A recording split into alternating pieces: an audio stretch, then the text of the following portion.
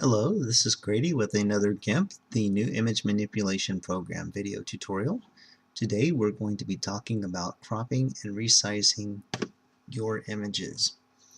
Now, cropping and resizing is a very common task whenever you are working with images because quite often what you'll find is that that what you need in your photo, there's either one part of the photo that you want to focus in on or that you just need for your particular project, or the size of the image is way too big for what you need for your image, or perhaps even both. Now, as you can see, we have already got an image loaded into GIMP here, and if you notice down here at the bottom of the screen, we have this scaled right now back to 25% so that we could see the entire screen, so that we could see the entire picture. If we were to zoom in to 100%, you can see that this would obviously be too big for something on the screen to share this image on the screen, as it would not fit in the area that we need. So one of the things that we'll need to do with this image is to scale it. The other thing that we'll want to do is, what we're really interested in with this particular photo is the person here at the plate. That is the primary focus of interest, and all this other stuff is not really needed. So what we can do is we can create a selection around our person here at the plate, and then we can crop that out so that he's the only thing showing there. Now, to create a selection, the first thing you want to do is you want to create to crop a folder. The first thing you want to do is create your selection. In this particular case, we can just use a rectangle selection, and you have a lot of different options here with your rectangle, with your selection operator. You can, in this case, we're going to move the selection, but you can also, we're going to replace the current selection, but you can also add to it, subtract from it, or intersect with the current selection to create some different effects. Feather edges, if we wanted to soften the way that it interacts with another image, we could do the feather edges. We could do rounded corners. We could expand from the center. We could do a fixed aspect ratio, or a fixed width, or fixed height, or size. And this here would let you determine what it is that you wanted to do.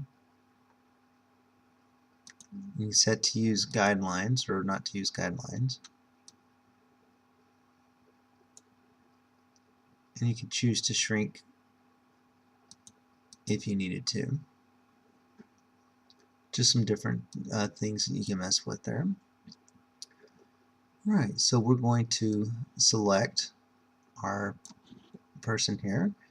Now, one of the things with the newer versions of GIMP is the same way that we were able to resize the text box, if you remember from the text lesson, same way that we resize the text box in that lesson, you can use the same technique to resize your selections.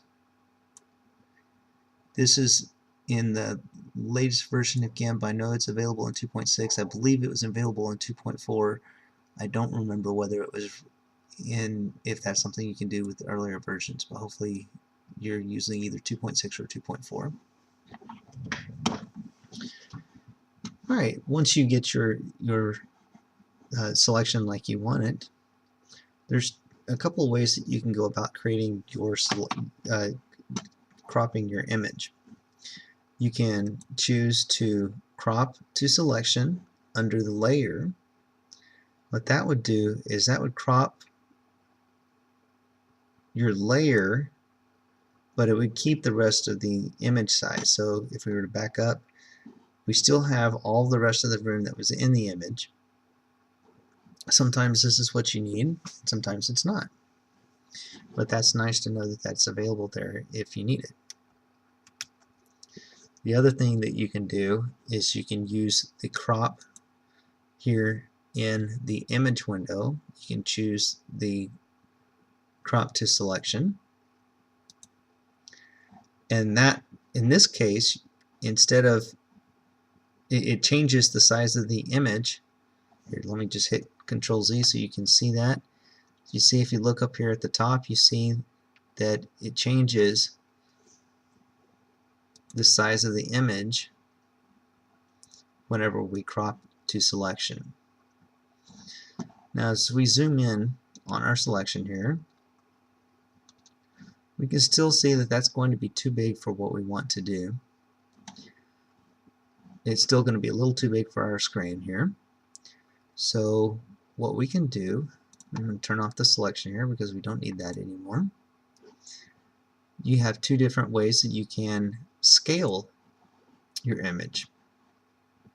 One way you can do to scale an image is you can use the scale tool, which you can hit Shift T, or you can click on the button here in the toolbox, or you can get the same thing by going to Layer and Scale Layer. This is going to allow you to scale a layer. If you just use the scale tool, it brings up pretty much the same box. And it affects the same thing that the scale layer does. The difference is with the scale layer, you just have this here that you can use, whereas if you use the scale tool, you get the box, but you also get the manipulators, like what these little boxes are here. Now when using the little boxes, make sure that you use the corner ones, as if you use side ones, that will skew the shape of your image, and that's not what you want whenever you're working with a photograph. Sometimes that might be the effect that you want, but with photographs usually you don't want that. One of the nice things with using the scale tool is that you do get to see a preview of the image so that you can get it to the size that you would like. Now whether you use the scale tool or you use the scale layer, it's only going to affect the layer that you are working with. It does not affect the image itself. So as you can see, looking at the image, we still have the space of the image. One way you can get rid of the rest of the layer, if you needed to get rid of the rest of the layer, would be to go to Image and select Auto Crop, and that would get rid of everything of the image that was not that was transparent. Up to the it wouldn't delete everything that was transparent, but what it would do is it would take you to the least possible space that you could have where you didn't have any, where you had something that wasn't transparent. So if I had, if I had something right there that wasn't transparent, but then I had another part of the image over here that was transparent, but it was still like within this box, then it would still, this part over here would still be transparent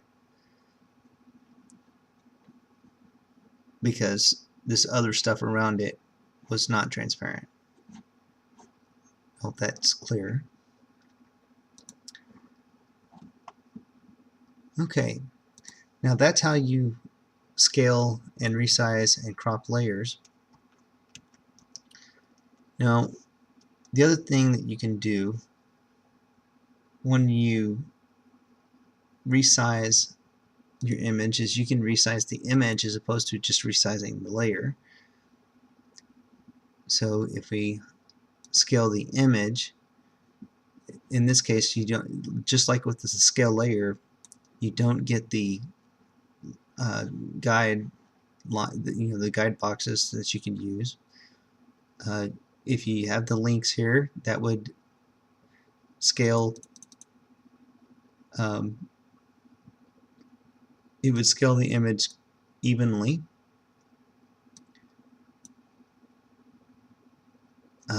If you have it unblocked, then it would you could scale each side individually.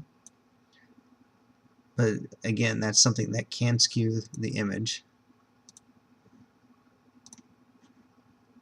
Now you can set your types that you are looking at. At this particular point, we're looking at %, and I usually like to try to do like 33% or 25% or something like that. Whoa, that didn't look right.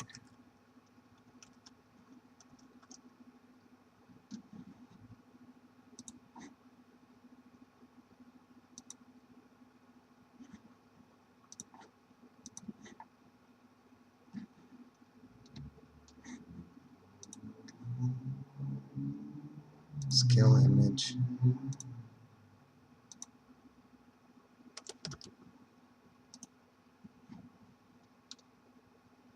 There we go. And now you can see that we have scaled the image down so that it fits within our window, and it is not, and we didn't have to go through the extra step of cropping the image again, because it did the entire image. At this point, you'd be ready to save if that's what you wanted to do. Alright, that's all for this particular lesson. As always, if you would like to see more lessons on how you can create images for your web pages, or if you'd like to have an image made for you, you can visit my website. This is Grady saying so long for now.